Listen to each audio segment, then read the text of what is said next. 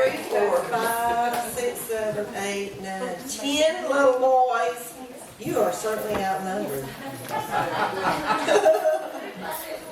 And here comes another little boy. That makes us 11 little boys here. And 2 little girls. The boys are taking over the world. Just keep telling yourself that, Jay. We got to keep telling us because we know it's not true. Do we have anyone celebrating a birthday this week? No birthdays? Anniversaries this week? No anniversaries? All right. Did we have any announcements? Any reports on health or any praises? None at this time? Well, I'm glad to see Kelsey Head here. Well, I was waiting to I was waiting on her to come out before I talked about her. I have an announcement. You're on the camera. This is our first Sunday with our... It hasn't started yet, has it? It's going, right? Oh, no.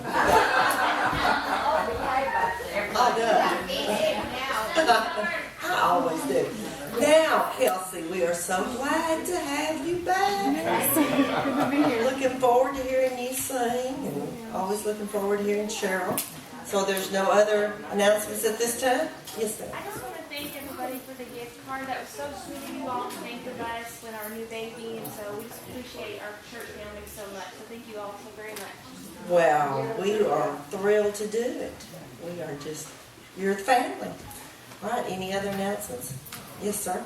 Yeah, I got knowledge of that the electrician, which you know, too much more, and fell on Friday out of the trees that he put up and hurt himself very bad. He is in intensive care in Thailand right now, and he is expected to live, and he is expected to get good again, but that's what we just asked to keep in your prayers. All right, we will do that. The electrician that George knows fell 30 feet, and so we want to definitely keep him in our prayers. And on our tree that fell out here, the man that leases Gary Andrews' pasture here, he cut it off and down, and his name I think is Buddy Smith. Is that right? And then I don't know, some of you know Richard Kraft. He's still in the hospital in Tyler with pneumonia. It was really looking bad, but now he's a little better, and Monday going to rehab and be there until they run him out. And then C.B. Wiley passed away. Does anybody know arrangements on that? No? All right. Yes, ma'am. Some of you know O.B. Anderson. We talked to him on the phone the other day and talked to him for about half an hour. And he said he was feeling good, and he said it's not as bad as they thought it was. And he is going through his chemo treatments. And he said, I'm looking forward to the rest of what goes on. And he just said to tell everybody how. Well, that's fantastic news, and that's because he's on our prayer list. That's why it's not as bad as you thought. How about George? He's bored, but he's doing better. And you're doing all right since he's been bored? I thought you always had that tip. Well, we're certainly thinking and praying for both of you continuously. Any other prayers? Requests? Reports? No? I've got a prayer. And then I woke up one morning and I realized it had happened, and I was like, I don't even understand this, but he's put me in this place. And then it wasn't but a few weeks after that the relationship ended, and I felt pressured to leave, but the Lord wouldn't let me. And I was even told there was no place for me, not by the pastor or the people there, but just by certain individuals. And but the Lord is in the business of redemption. Amen. And He made a place for me. He made a very big place for me. And you know that we were involved in the youth here, and I didn't get to be as involved as I wanted to be because I was off at college. But then whenever I got to go in the winter, I got extremely involved in youth. I was asked immediately, will you please be the female counterpart to this youth ministry? And we had no youth ministry, and now we have 30, 50 kids that come all the time on a regular basis. And these kids are not your average. These kids are hungry for God. They're begging to worship. They're begging for these things. And so I just want y'all to know that I'm so grateful for the opportunity that y'all gave me here, because while I was here singing and leading worship, it gave me the opportunity to get used to my own voice and used to the sound that my heart made for God. And now I can walk in this thing with power and with presence because y'all gave me the opportunity. So know that what you sowed into me has not been for nothing. It is expanded, and it's being planted in other kids all over. So it wasn't long after I started going to the corner. I've never moved my membership from Elm Grove Baptist Church from whenever I was a kid. And it wasn't long until the Lord was really working on me. It was almost like one of those salvation moments where you felt the conviction. You're just like, I know I have to do this. And that wasn't the only part of it. I had never really surrendered to the call on my life to be a worship leader. And I knew it was there. And the Lord was like, you need to surrender to this. It's time for you to walk in it. And you don't need anybody to hold you through it. You can do it yourself. Like I've made you a piano player too. It's not just about singing. And so I surrendered. I got up in front of the church and I told them I want to be a part of this church and I want to be one of the worship leaders here. I'm surrendering to this. And ever since then, I've walked in favor with the Lord, and He's just really giving me opportunity after opportunity. And I'm not just singing with one person or two people. I'm singing with several people, and we have a full band sometimes. So it's just exciting. I want y'all to be encouraged this morning. If there's something that God wants you to surrender to in your life, I encourage you to do it, even if you can't see the next step. If you think there is no place for me. I remember he woke me up at 9 o'clock in the morning about a week or two after the relationship had ended. And I couldn't go back to sleep. And he's like, go to VBS. They were having VBS in church. And I went in this classroom and I sat. And all these little kids were coloring around me. And I was like, there is nothing for me to do here. Like, they don't need me.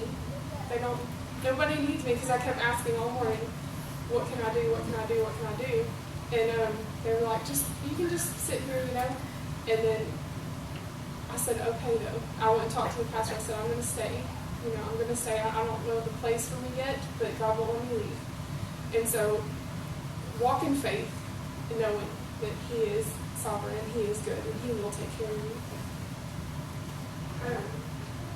The first song I'm going to sing is one that I wrote. The first song I ever wrote, because amidst all of the ending of that relationship and stuff, I realized I had been walking in some sin and I had replaced the Lord.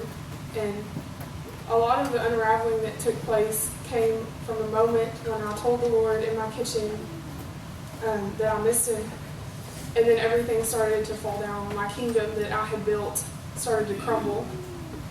But it was, how the Lord says that I will break you and mend you. He breaks apart things to build up new things. And that's what He did in that season. He broke apart the kingdom that I had built for myself. And He's built me into His, and I get to do things with Him now. I don't miss the Lord anymore. So this was a song that I wrote with a repentant heart. I was in repentance the whole time that I was writing this, and the Holy Spirit really helped me. So I hope I get through it this morning.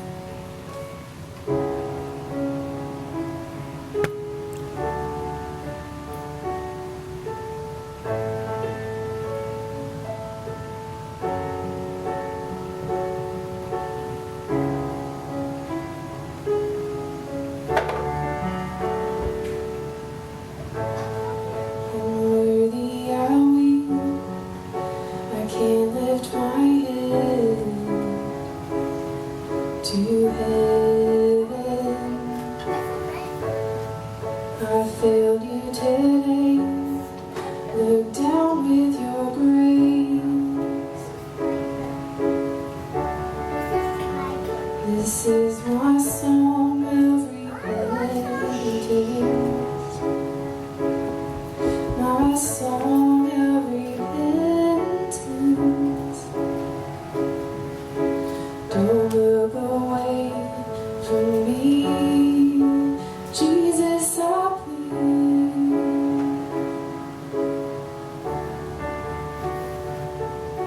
Search my heart, oh God, for what displeases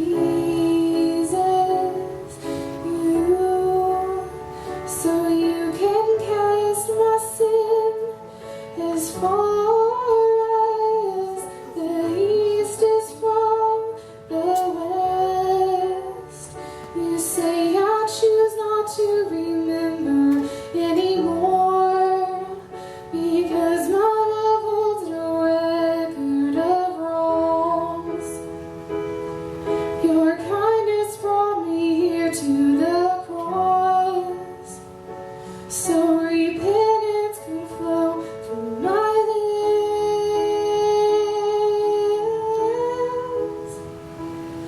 Father, incline your ear. Now I sing a song of redemption, a song of redemption. You took what was broken and made something new. So I say thank you, thank you, thank you, my King, Son of the living God, who gave himself for me. Yes, I say thank you, thank you, thank you, my Lord, for this song of repentance. You are the source of redemption.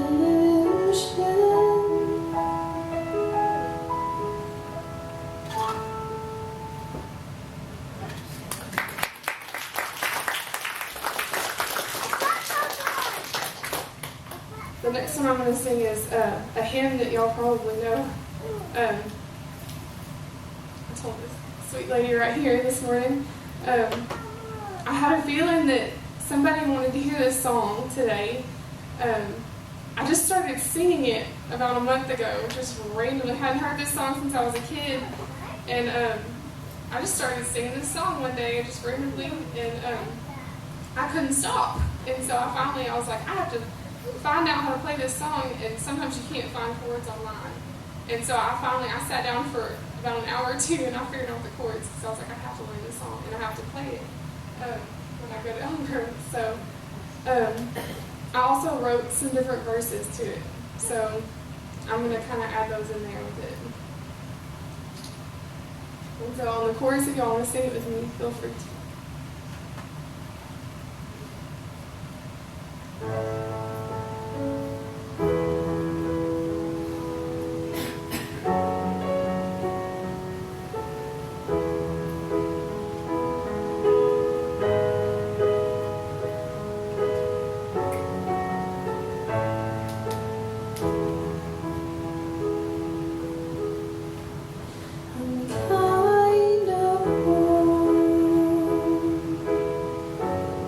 Sick for a country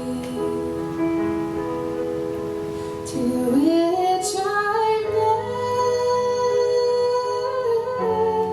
never been before. No sad goodbyes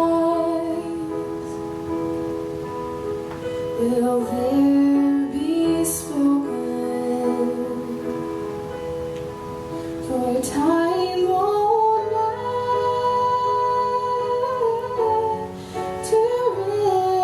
anymore.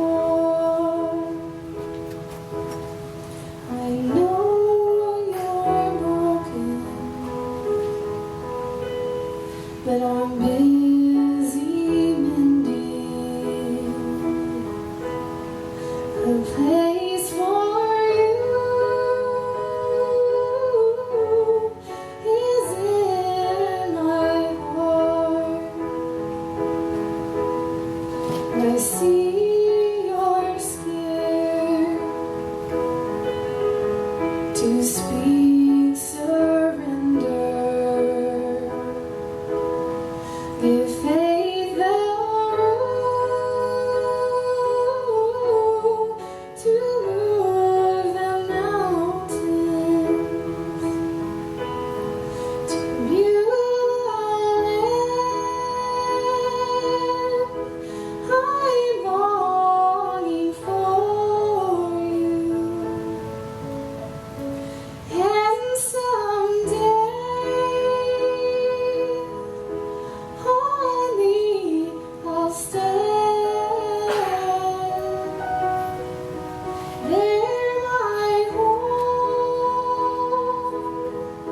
shall be eternal. You land, sweet beloved.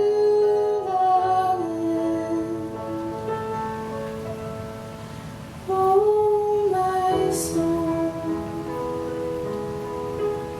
why are you downcast? Just lift your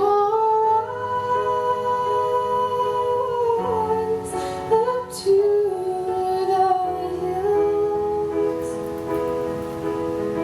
to Calvary, where Jesus found you, to take your burdens as his own. While in this world you will have trouble, take heart, my child, I've overcome. My victory,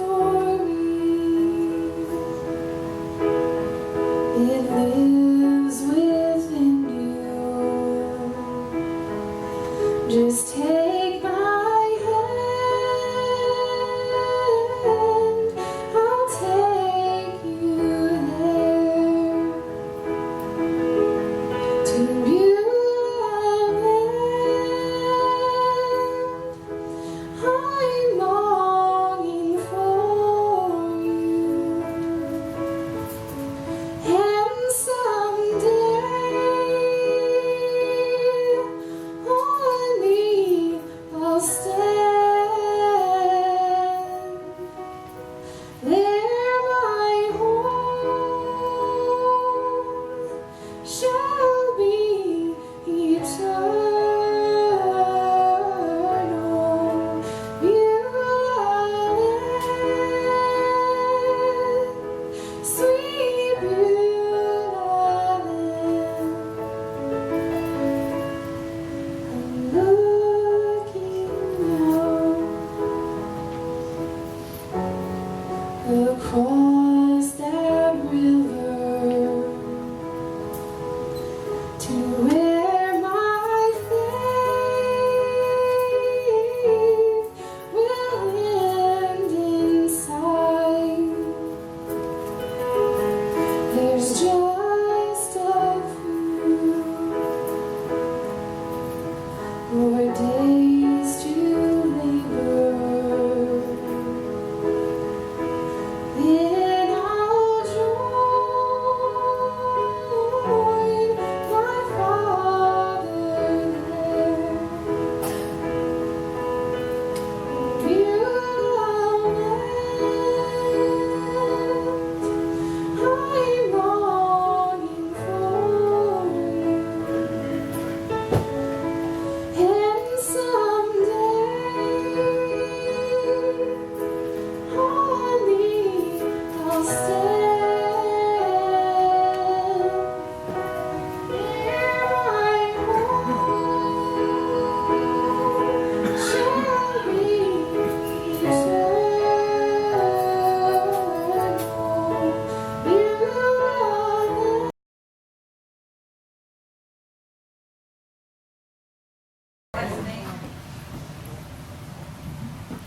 Test. Here we go.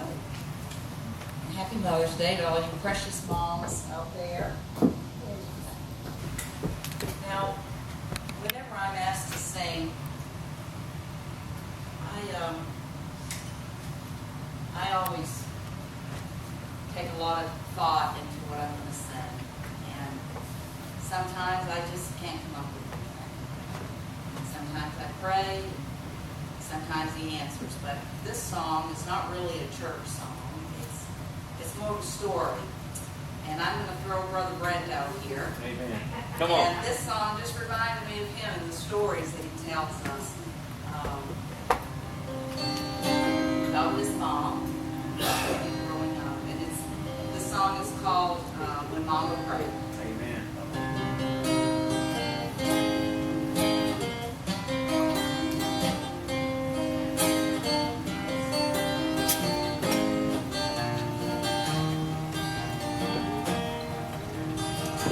Daddy never went to church on Sunday.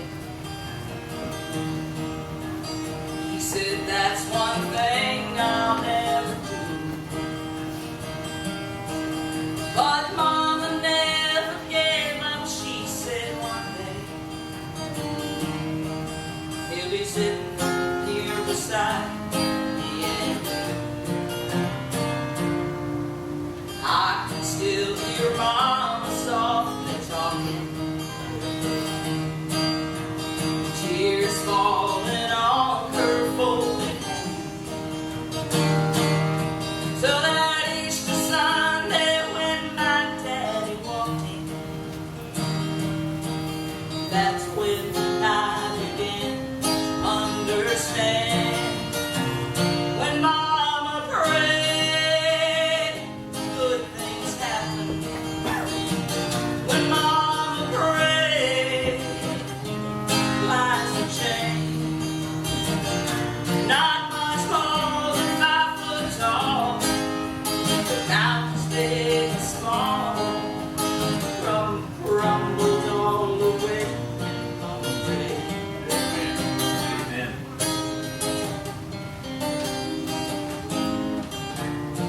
17 and wild I hit the bottom, doing anything I darn well pleased, burning down life's highway at full throttle, while Mama burned a candle on her knees. Then one night I came home half sober. I saw Mama kneeling in the deep. As I listened, she and Jesus talked it over, and I knew my restless days were about to end. When Mama prayed, good things happened. When Mama prayed, lives would change. Sorry. Good. You broke. Not much more than 5 foot tall, the mountains big and small, crumbled all the way when Mama prayed. Wasn't like every one of them got answered,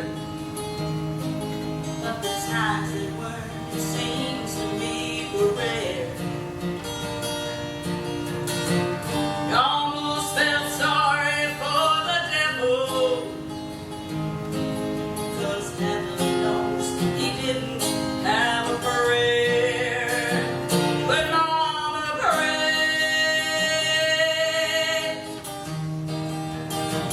when Mama prayed,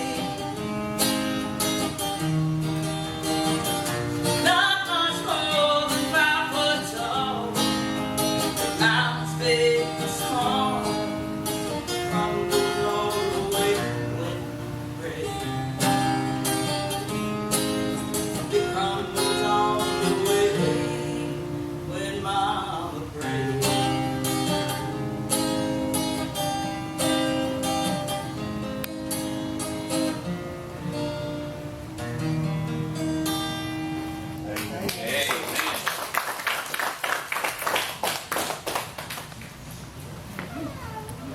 Well, can we just start off by giving a hand to moms?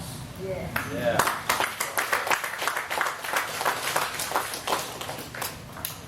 Well, I wrote that. As a matter of fact, on the newsletter that I wrote on Friday, that's what I wrote about. Was really wasn't even about Mother's Day though. It was just about the reality of what happens when moms decide to pray. And the power of prayer is that ask me anything according to my will, and guess what will happen? It'll be done. And so, what I want to start with is that first, would you say that you're glad that Kelsey got piano lessons? All that you didn't think was going to be worth anything. Yeah. She did. Kay would be like, well, I don't know what she's doing. And, I mean, she's not using it. I mean, how much money was that, Kevin? She got that's like $4,000 over a period of time. So, but mamas, we honor and we what? We love them. And I would just say that, yeah, I stand here because of a mother's prayer. I mean, that's when you said that, I'm back there going, that's the reason why I'm here. When she was going up my stairs that day, she just said that I had to give you back to God. And it was 6 months later outside of a nightclub in Tyler that God decided to come into it. And that was the difference between intellectual understanding. Like, I'd always been in church, I mean, since I was born. But intellectual understanding and impartation of divine life, of Him putting Himself in there and transforming you and changing you into a new creature, big difference. And so a lot of things that we think salvation is, well, I understand facts about God, but I haven't had a relationship with Him. So there's a big difference there. But I want to start out with something that's probably, the first thing you do for mothers is you show appreciation, right? And just give it a second. That's my wife's Mother's Day gift. Can you give me a hand for that? At least it wasn't a washer and dryer. See, a lot of times they say don't do that. But this is, that thing has a little door in it. You see that button right here? This thing right here, you press that, you get a double door. Lanny, it's big, man. It's big. That's why you're laughing, but it's serious. A mother is a person who doesn't work a 20 for free. Do you agree? Yeah. And saint is the other word. God could not be everywhere, and therefore He created mothers. The moment a child is born, the mother is born also. She never existed before. The woman existed, but the mother never. A mother is something absolutely new. Would y'all say that's true? When you have your first child, it's just radically transformed. And so, other than when Danielle, when Brent was born, she was trying to choke me. And so, other than that, it was good. You know you're a mom when going shopping at Target by yourself feels like a vacation, and going on vacation feels like work. Yeah. That is my wife. She loves Target. Who else wishes Target would come to Gunner? Okay, just checking. That is, from last year, this is my favorite picture of what motherhood is about. And our refrigerator is way better than this one, by the way. But that's 1, 2, 3, 4, 5, and she is pregnant. So guess what? That is why, and she's got a long run ahead. You understand? I mean, that's a person with that cup of coffee that realizes it's going to be interesting. The kid's head is in the microwave. You usually don't want that as the dog's eating the spaghetti. So good stuff. Mom, just wanted to say you forgot to remind me this Sunday's Mother's Day. Isn't that right for mothers? You know that look? Has that been you? What about that? Yeah. This is motherhood right here. But do you miss it? I mean, like if you had kids, when they were little, you miss that, or is it not really? Not so much. What about that? That kid. Oh man, it gives me post-traumatic. I mean, I'm just like, oh man, I can't mess with that. That right there, I don't think I could honestly live through. It's got to be like flour, I guess. That is paint of some sort. Now I've done those year to year. But here are the new ones. These are the new ones for the next year. No, that's not new. That's peanut butter. That was from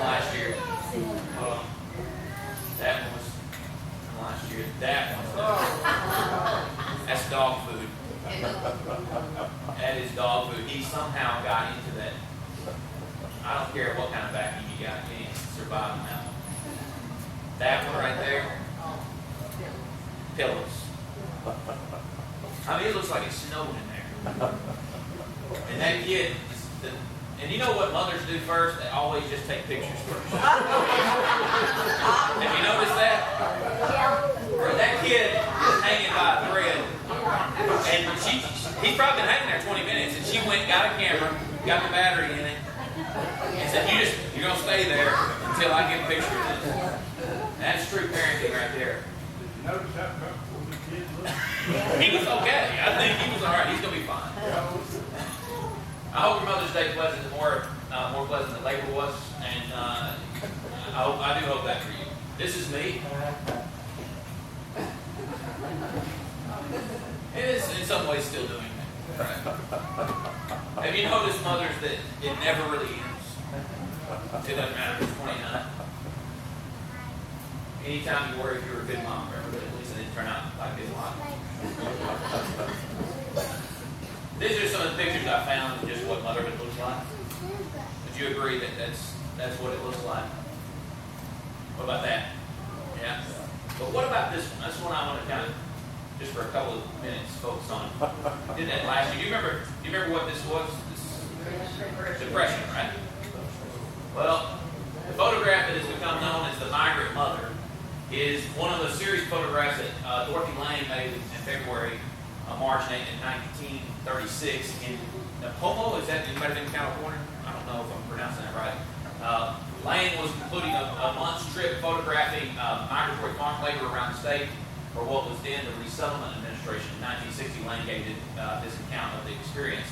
I saw and approached the hungry and desperate mother as if drawn by a magnet. I do not remember how I explained my presence or my camera to her, but I do remember she asked me no questions. I made 5 exposures, working closer and closer from the same direction. I did not ask her her name or her history. She told me her age, and she was 32 years old. Does that look like a 32-year-old face? And she said that she had been living on frozen vegetables from surrounding fields and birds that the children had killed. I'm going to make my kids read this every time they complain about what we eat. Do you understand what I'm saying? I mean, these kids were going around killing birds, and that's what they were living on. She had just sold the tires from her car to buy food.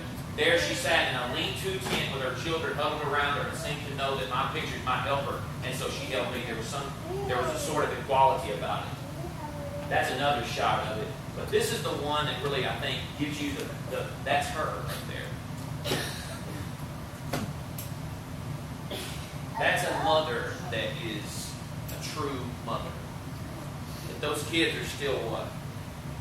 They're clinging to her. That's what a mother is. Dorothy Lane's migrant mother destitute in a pea picker's camp because of the failure of the early pea crop. These people had just sold their tent in order to buy food. Most of the 2,500 people in this camp were destitute. By the end of the decade, there were still 4 million migrants on the road. So, do we have something to be thankful for? Obviously, we're thankful for mothers, but we're also thankful for what we're living in today, I think, as well. This is my mother, and this is Miss Petrie. And Miss Petrie, when we were at the shed in Edom, I found this woman, and the crazy thing is that she was 93 years back. She paid my mother's lunch bill. And that's the reason she ended up being a teacher. Because she had a $3.50 lunch bill in 1963. Maybe not a bit before that, it's 50-something, I guess. How old Mom? She's old. And so $3.50 then was a little more than $3.50 today. And so that's my mother and a lady that impacted her life. That's a good-looking mother right there. Don't you think? And that's a boy that thinks he's funny that she didn't know doing that. And there's another picture of Mom.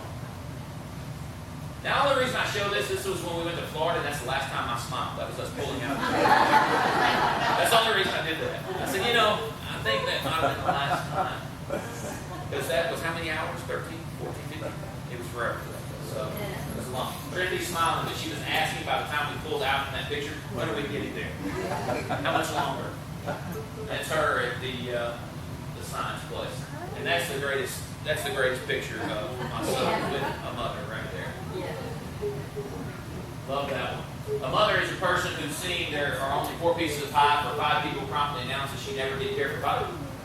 There is only one pretty child in the world, and every mother has it. Working mothers are guinea pigs in the scientific experiment to know that sleep is not necessarily necessary to human life, and any mother can perform the job of several air traffic controllers with ease. That is true. That is true. You really don't understand human nature unless you know why a child on a merry-go-round will wave at his parents every time around and why his parents will always wave back. That is an odd deal. A mother is the truest friend we have when trials heavy and sudden fall upon us, when adversity takes the place of prosperity, when friends desert us, when trouble thickens around us, still will she cling to us and endeavor by her kind precepts and counsels to dissipate the clouds of darkness